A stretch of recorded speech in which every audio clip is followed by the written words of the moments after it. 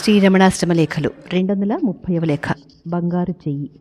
ఇది మార్చి 8, 1949 వ్రాసిన లేఖ. ఈ ఉదయం నేను భగవాన్ సన్నిధికి వెళ్ళేసరికి సుందరేశయ్యర్ ఏదో పుస్తకం తెచ్చి భగవాన్కి ఇస్తే శ్రీవారది చూస్తూ, ఇదిగో నోయ్ ఇక్కడుంది, నమో హిరణ్య బాహవే సేనాన్యే దిశాంచ పతే నమో అని చూడు అంటూ ఆ భక్తుడికి చూపుతున్నారు. వారది చూచి, నిత్యం మేం పారాయణ చేస్తూనే ఉన్నాం, కానీ భగవాన్ సెలవిచ్చే వరకు ఈ సూక్ష్మం గోచరించనే లేదు అన్నారు. విషయం ఏమో తెలియక, ఏమది అన్నాను నేను. భగవాన్ చిరునవ్వుతో, ఏమా, నాకు చిన్నతనంలో తంగక్కై అంటే బంగారు చెయ్యి అనే పేరు వచ్చింది కదా. రుద్రనమ్మకంలో శివునకు హిరణ్య బాహవే అన్న పేరు ఉండనే ఉంది. రోజు ఇక్కడ పారాయణ జరుగుతూ ఉన్నప్పటికీ ఈ విషయం గమనించలేదు. నిన్న సాయంత్రం ఎందుకో మనసులో ఆ శబ్దం పడి, ఈ పేరు మనకిప్పుడు కొత్తగా వచ్చింది కాదోయ్ అని వీరితో అన్నాను. ఇప్పుడు ఆ పుస్తకం తెచ్చారు వారు అని సెలవిచ్చారు. వేరొకరు అందుకుని, భగవాన్కు తంగక్కై అనే పేరెందుకు వచ్చింది అన్నారు. ఎప్పుడు కానీ ఏ ఆటలోనైనా సరే గెలుపు నాది.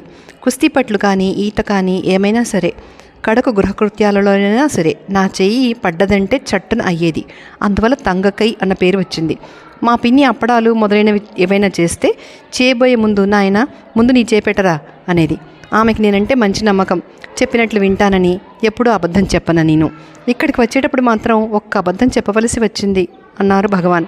ఏమది అన్నారా భక్తులు. ఇదే, ఎక్కడికి బయలుదేరావు అని మా అన్న అడిగినప్పుడు స్కూల్లో స్పెషల్ క్లాస్ ఉందని చెప్పాను కదూ. అన్నం తిని తాళం చెవులు అడిగినప్పుడు పిన్నికి అలాగే చెప్పాను.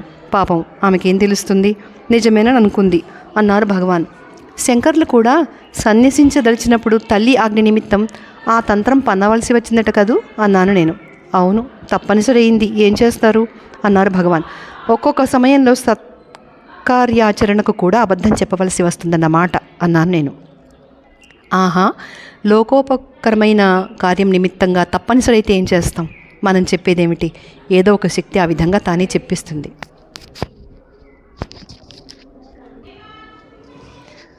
కార్యం ఉన్నంత వరకు కారణం ఉండనే ఉంటుంది, కార్యం లేనప్పుడు కారణము ఉండదు. అప్పుడు వాసిష్ఠంలో చెప్పిన ముని వ్యాధ ఉపాఖ్యానంలో చూచి చూడని వారమేను అని ఆ ముని చెప్పినట్లు చెప్పి తప్పించుకోవచ్చును అన్నారు భగవాన్. ఆ కథ ఏమిటి అన్నారు ఒకరు. ఏమా, ఒకానొక అరణ్యంలో ఒక ముని కళ్ళు తెరిచి మౌనంతో నిశ్చేష్టుడై కూర్చుని ఉన్నాడు.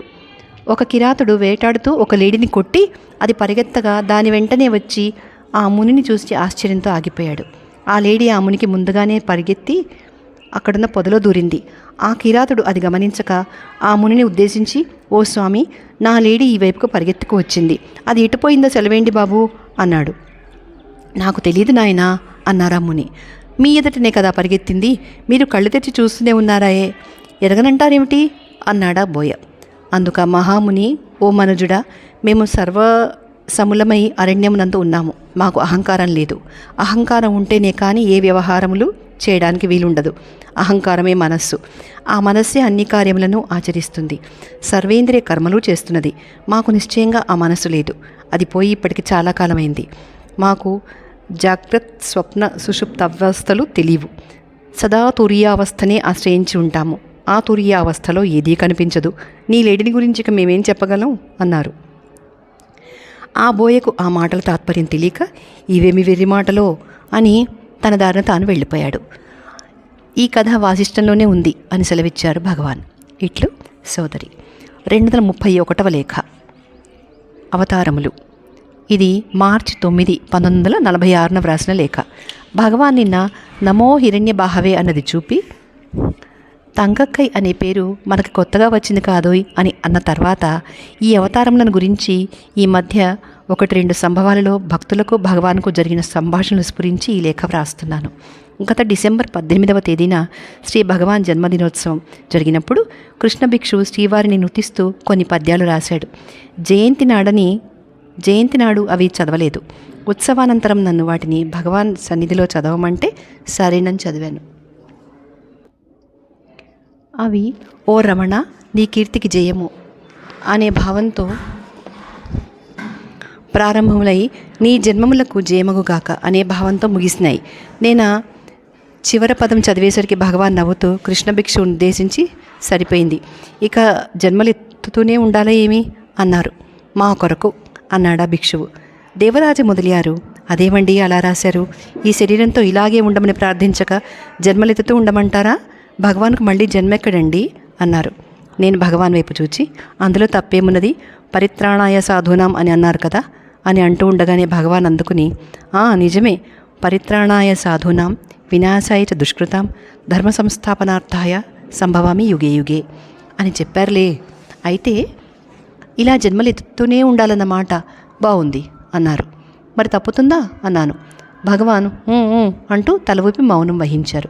సయ్యద్ అనే ఒక భక్తుడు చాలా కాలంగా సాధన చేసుకుంటూ ఇక్కడే ఉండి సాధనను గురించే భగవాన్ను అనేకసార్లు అనేక సలహాలు అడిగి తెలుసుకున్నారు. అయినప్పటికీ అనుభూతిని అందలేక విచారగ్రస్తుడై ఈ మధ్యనే ఒక రోజున శ్రీవారిని సమీపించి, భగవానే, తాము ఎన్ని విధాల బోధించినా నాకు అనుభూతినందే శక్తి కలగటలేదు. తామే ఆ అనుభూతిని కలిగించాలి, కానీ నాకు ఏ విధంగా కలుగుతుంది భగవాన్ అన్నారు. సాధన వల్ల సంపాదించుకోవాలి, కానీ ఎవరేం చేస్తారు అన్నారు భగవాన్. అది కాదు భగవాన్, మార్జాల శిశు న్యాయంగా తామే పట్టుకుని తరింపజేయాలి భగవాన్. ఈ జన్మలో ఈ విధంగా చేయకపోతే మళ్ళీ నా నిమిత్తం మీరు పుట్టవలసి వస్తుంది భగవాన్ అన్నాడు భక్తుడు. భగవాన్ చిరునవ్వుతో, ఓహో సరే సరే, ఇక పుట్టుకుంటూనే ఉండాలా ఏం అన్నారు. మరి ఎలా భగవాన్? ఎన్ని జన్మలకైనా భగవానే పుట్టి గురువుగా ఉండి నన్ను తరింపచేయాలి, కానీ వేరొక గురువు వద్దు భగవాన్. ఎప్పటికైనా సరే, ఏ యుగానికైనా సరే ఉద్ధరిస్తానని అభయమిస్తే చాలు భగవాన్ అంటూ ప్రార్థించాడు ఆ భక్తుడు. భగవాన్ గుండె జాలితో కరిగిపోయింది. అనుగ్రహ దృష్టితో ఆ భక్తుడిని చూస్తూ చిరునవ్వుతో చెక్కిట చేయి పెట్టుకుని బాలీస్ను ఆనుకుని పలక్కుండా పడుకున్నారు. ఏం భగవాన్ అన్నాడు ఆ భక్తుడు మళ్ళీ. అంటూ తల ఊపి ఊరుకున్నారు భగవాన్. ఆ భక్తుడు అదే అభయంగా తృప్తి చెందాడు. ఇట్లు సోదరి. ఇక్కడితో 231వ లేఖ పూర్తయింది.